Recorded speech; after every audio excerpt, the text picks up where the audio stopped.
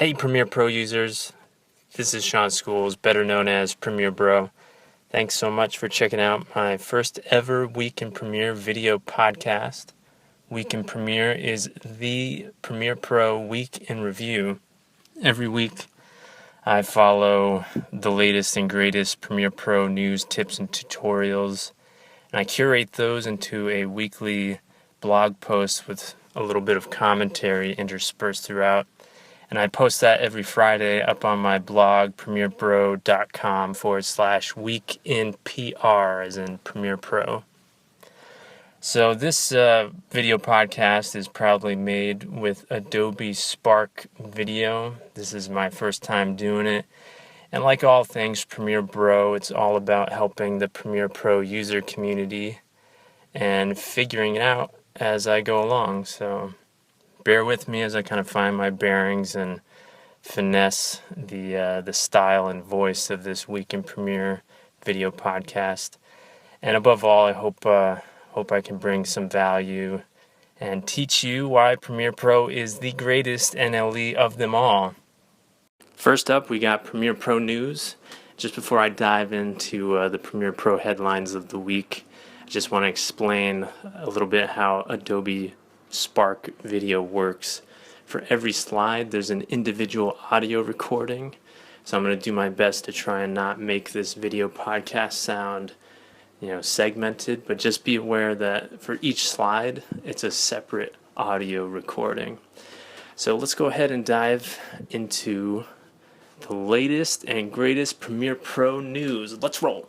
First up, we got Adobe Video World 2016, which is coming up just around the corner in September. And what we're looking at here is a tweet from @Adobe Video World. And this is significant because this is a brand new Twitter handle. Previously, Adobe Video World used to be two separate events, Premiere Pro World and After Effects World. And those two last year were combined into one event, Adobe Video World, which, as far as I'm concerned, it is the best Adobe video training event you can go to. And one of the reasons why I think that is, in addition to the great trainers that attend, is you can get up close and personal with the Adobe engineers and the people that work on Premiere Pro and After Effects. You can talk to them, ask them questions, and they listen to you and give you answers. It's just, you can't pass up this event if you're wanting to learn Premiere Pro or After Effects or both. So again, really cool that this is a brand new handle @Adobe Video World. Definitely follow them for promo codes, news, and information as the event gets closer and closer. Who here likes free stuff? I know I do, and that's why I love Motion Array. Motion Array is a stock library and music site. They've got a ton of beautiful After Effects templates. They recently expanded their library to include Premiere Pro templates. And like I said, they have music as well. And over the past couple weeks, they've been killing it as far as giving away free stuff. And in this week in Premiere, they're giving away free edgy transitions. And these are Premiere Pro effect presets that are effects that have saved adjustments and keyframes. So all you do is download it from their site. Again, it's totally free, no email, no nothing. Just download the effect presets. They'll live in your presets bin in your effects panel, and then drag those babies onto your clips, and boom, you have nice edgy reveals. Definitely check out this page, see the examples, and download these free effect presets. Next up, we got a blog post from Josh Short, the man behind Edit Video Faster, and the co-host for the Command Edit podcast. In a podcast a couple weeks ago, Josh announced that he was switching from full-time employment to freelance, and that means adding Premiere Pro to his list of NLEs. Josh is mostly an Avid guy until now, he's having to learn Premiere Pro. Josh, if you're listening, sorry if I'm putting words in your mouth. You can go ahead and blast me on your next podcast. But anyway, I wanted to include Josh's first impressions of learning Premiere Pro. And again, this is from his background and perspective as an avid media composer, editor. So I thought it was really cool, pretty insightful, and you should definitely read it. Next up, something really fun. In the past, I've been accused of being the Premiere Pro mommy blog, and I'm totally fine with that. But I think that title has been officially ripped away from me by vidpromom.com. I forget the woman's last name, but her first name is Meredith, and she is VidProMom. And her site is it's a website and a blog that is dedicated to teaching video production techniques to make better family films. And there's a large emphasis on GoPro production and GoPro editing. So if you're into that, and especially if you're a mom, of course, you don't have to be a mom to learn at vidpromom.com. But, it's a cool little niche, and definitely be looking for more content from VidProMom in week in Premiere. Next up, we got a Premium Beat blog post by Jordan Aldridge, and this talks about the 3 phases of editing corporate video. And while this applies to all NLEs, not just Premiere Pro, you will find in the blog post that all the images are of Premiere Pro. So that makes it fair game to feature in week in Premiere. That, and I also have a soft spot for corporate video editing. So you should definitely check it out, especially if you edit corporate video. And, see if you agree with Jordan's three phases of editing corporate video. Make sure you leave some comments if you disagree or agree. But comment. Come on. This next piece of news is way over my head because it's talking about graphics cards. And while I know that GPUs accelerate a lot of functions within Premiere Pro, I'm a total noob when it comes to numbers and benchmarks and stuff like that. So with that in mind, here we have Puget Systems. Puget Systems is a custom computer company from Seattle, and they seem like a pretty cool company. They have a lot of cool custom builds, especially for Premiere Pro editing. And here they're featuring an NVIDIA graphics card. Let's see, this is the NVIDIA GeForce 1080, and they're featuring the benchmarks, numbers, and how fast it is, and all that stuff. One of these days I'm going to sit down and actually learn this. Puget Systems, if you're listening and you want to help me learn this and want to sponsor me, send me a computer. Wink. Here's a little piece of news for those Premiere Pro users who like editing with the GoPro Cineform codec. GoPro, and I don't know if it's a subsidiary or a sister company or what the business relationship is, but GoPro and this other company, Color, K-O-L-O-R, announced that the GoPro Cineform codec is now made available for VLC Player. VLC Player is a free open source player with tons of codecs and compatibility. So this is an exciting piece of news for those that like the GoPro Cineform codec, because now you can watch your videos natively inside VLC Player. Go ahead, check it out, download that free plug-in or whatever. For our last piece of news, we have a tweet from Alex Gollner.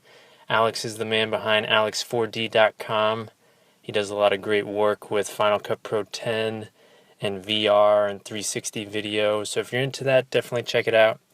But he tweets out, looking forward to summer Adobe Premiere update previewed at NAB.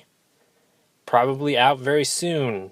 2013, the release was June 17th. 2014, the release was June 18th.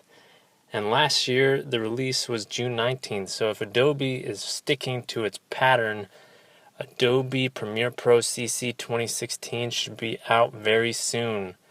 So look for that little Creative Cloud icon to turn blue, baby.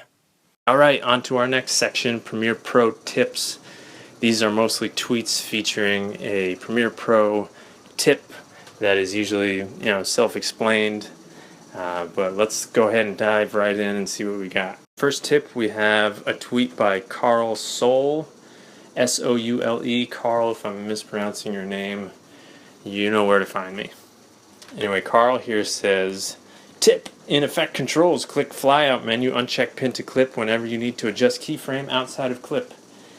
The Pin to Clip is a cool thing to uncheck, especially when you're working with keyframes that are beyond the edges of the clip. Because as you probably know, when you're trying to adjust keyframes that are right at the end or the start of your clip, it gets really difficult.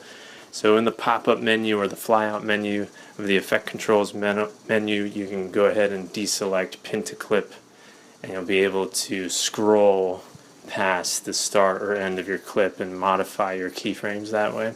Great tip! Next tip, we have another tweet from Carl, and he says, tip of the day, for more than 32 undos, go to the History panel, click the flyout menu, choose Settings, and you can get up to 100 undos. I actually retweeted this last week, and someone responded, if you need more than 32 undos, you probably need to question your editing methods.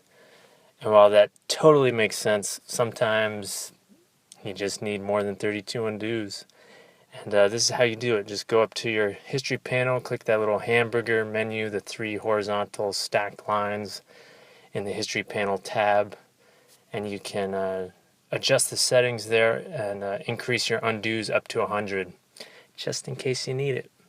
Next tip, we have a tweet from Dylan Osborne. Dylan, for the month of June, has been tweeting out using the hashtag #MapThisShortcut, and it's just a bunch of custom keyboard shortcuts, and he always provides his recommendation for how you should map it. And this week he says, hashtag map this shortcut to your Premiere Pro keyboard. Lock or unlock all video or audio tracks. Never click the icons. Mine are Shift Z and Shift X. Pretty cool tip. I know I use the lock and unlock, especially when I'm getting towards the edit and I don't want tracks moving or slipping around. So you can set that to a keyboard shortcut instead of doing that whole click, click, click, click, click, click on all the locks or the shift click. Just map that to a keyboard shortcut and you're good to go. Next we have another hashtag map this shortcut by Dylan. This one says, bypass Lumetri color effects. Select LC panel, hold this down to see raw clip, Shift C for me. So what he's talking about here is you can bypass any adjustments you've made in the Lumetri color panel. In the keyboard shortcuts menu, just go ahead and search for bypass Lumetri color effects and assign that to an available keyboard shortcut. And Dylan here recommends Shift C. So that's a cool way to toggle on and off the color adjustments you've made in the Lumetri color panel. Next tip, we got Patrick Boyd, who continues to be the only one that really engages with me using the hashtag #WeekendPremiere. So Patrick, thanks for that. I really enjoy seeing that hashtag be used by someone other than myself. Anyway, Patrick here says, memorize these 2 keyboard shortcuts. You will thank me later. Hashtag #WeekendPR. And you can see here in the tweet, he's got an image of the keyboard shortcut editor, and it says, ripple trim next edit to playhead, ripple trim previous edit to playhead. And these types of edits are also known, I think, in the Avid world as a top and a tail edit. And by default, they are W and Q. And these are just like, you got to know these shortcuts. They will drastically speed up how you edit your selects and your string outs, because it's just such an easy thing to do, to go ahead down your timeline and QW, and you're trimming your clips right to your playhead. So it's a really cool tip. For this next Premiere Pro tip, I'm just going to go ahead and say right now that I'm probably going to mispronounce this person's name, but here goes. Jesse Koepke tweeted out, I just discovered that crop and position carry over from Adobe Premiere to Adobe After Effects. Crop filter becomes a mask. So great! And that's a pretty cool tip. I actually did not know this.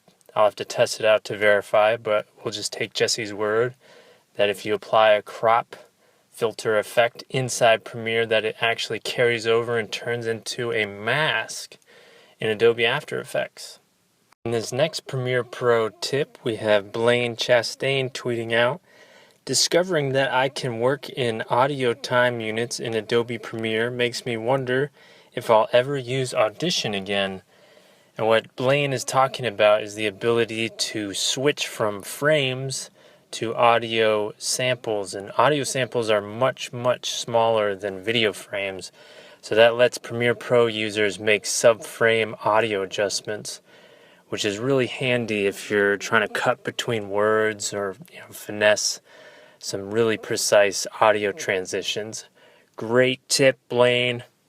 Alright, on to Premiere Pro tutorials. This is where the getting gets good. Follow along as I dive into this week's hottest Premiere Pro tutorials. The first Premiere Pro tutorial we have in this week in Premiere is from Surface Studios. Frontman Tobias shares some workflows between Premiere Pro and After Effects.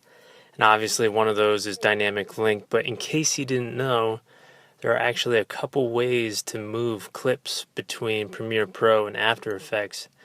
So if you're new to the Premiere Pro and After Effects integration and workflow, this is a tutorial you definitely want to check out. Next up, we have a written blog post by yours truly, Premiere Bro, on how to create, modify, share, and organize effect presets in Premiere Pro. This post was inspired by a lot of activity I'd seen around effect presets on Twitter and Facebook and all that stuff. And this basically shows you step by step how to save an effect preset, how to import and export and share those effect presets with others. And at the bottom of the post, there is a list of free and paid effect presets. So there's a lot of good stuff in this post. I definitely recommend it because effect presets are a very efficient way to work, especially when you're sharing effects and looks between editors or between projects. And next we have a new video revealed tutorial. Colin Smith, the host of Video Revealed, shows us how to create some simple motion on a lower third, particularly when we don't have the time or the money to create a complex lower third with a lot of custom animation. In this tutorial, Colin uses the zigzag block transition, and when I tried to do this on my Mac, I noticed I didn't have the zigzag block transition. So I did a little research, and I'm 99% sure this is a Windows only transition. I could be wrong, but in the Week in Premiere blog post, there's a hyperlink to the thread I found that confirms that it is a Windows only transition. Please prove me wrong if you know otherwise, because this is a really great tutorial, and I would love to have the zigzag block effect on my Mac. Moving on, we have another written tutorial, and this one comes from the Screenlight blog. Screenlight is a online video review and approval platform, and this post is written by Jason Cox, and he teaches us how to use some of the metadata columns in the project panel inside Premiere Pro. So if you're intimidated by some of those metadata columns, definitely check out this post because Jason really simplifies it, and in particular shows you one really cool feature, and that's search bins. Search bins automatically create aliases of your clips based on certain metadata. So this is a really cool way to organize your projects, and Jason does a really great job explaining this. Definitely recommend reading this one, particularly for those larger editing projects where metadata is really essential in keeping track of your assets. And next we have yet another written tutorial, and this one comes from the Whipster blog. Whipster is also an online video review and approval platform, and this week Johnny Elwin shares with us the next Premiere Pro Masterclass installment. This masterclass is something that Whipster is doing. Definitely follow it because there's a lot of great Premiere Pro tips and advice within this series. Anyway, this week Johnny Elwin shares how to work more efficiently and more effectively using favorites. And favorites means different, things depending on which panel you're working in inside of Premiere Pro. So there's a lot of value in this post and a lot of great tips on how to speed up your editing workflow. He also teaches you how to customize some of your panels to make it easier to work. This is a great post. Definitely check it out. And rounding out this week's Premiere Pro tutorials is a new video tutorial from Best Pro Action. And this is part of a series called How Did They Do That? This tutorial doesn't have any VO. You just follow the clicks.